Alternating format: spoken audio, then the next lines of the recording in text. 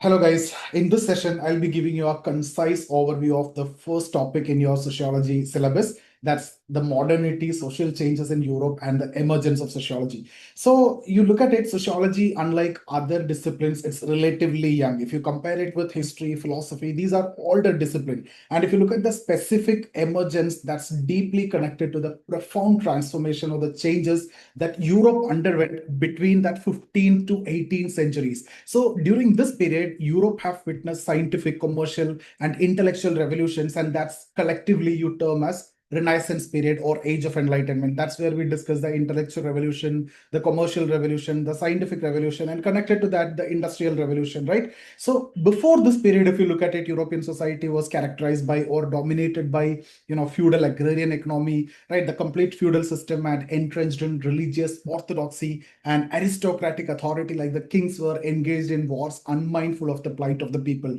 And historians term this stage as or this period as Dark Ages. And with Enlightenment, we also discuss about the project of modernity, which is permeated through each and every aspect of society, like in terms of we discuss social aspect and then intellectual dimension and then economic dimension and then the political dimension. So it was characterized in, by faith in terms of science and reason. Everything is based on logic, evidence, and the shift towards authoritarian or that setup to representative democracy you will see, and then the technological innovations in production and new forms of social life like secularism, modern education, changes in family like nuclear family. All these are seen at that point of time.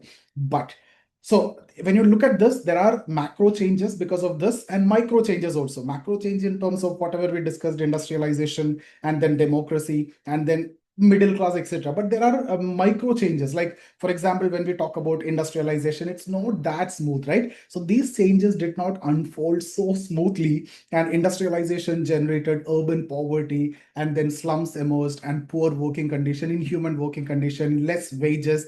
So again, if you look at the rise of liberal democracy, that created political instability, especially in societies like France, which was coming immediately after a revolution, right? So again, the middle class, if you see, till then there was a social setup, social fabric, upper class, lower class, right? So now the middle class, they are prosperous, but again, they produced a fresh social divide. There is a need to redefine the society was felt, right? Middle class aspirations also need to be accommodated now. So all these development were too complex at this point of time to be explained by theology or philosophy or history or any such body of knowledge at that point of time. And that created the demand for new science of society. And it was in this context that, thinkers like Auguste Comte, Saint Simon in France, because the immediate context was present in France, right? French society was in total chaos. They conceptualized sociology, and Saint Simon even proposed social physics, which is analogous to the natural science physics, which is related to the social aspect. And Comte not only coined the term sociology, but also laid the foundation of the subject matter. So along with this, now look at the actual class where we discuss the intellectual contribution. So all those need to be accommodated in your answer. So this is how it should structure. So there's a flow chart. You talk about Dark Ages, and then you talk about the Age of Enlightenment, and then you talk about modernity. It's 4 dimensions, and the need or requirement for new body of a discipline which could explain all these changes, provide solution, and also to predict the future course of society. And that's the immediate context. And along with this, you'll also discuss the intellectual dimension, which was equally important.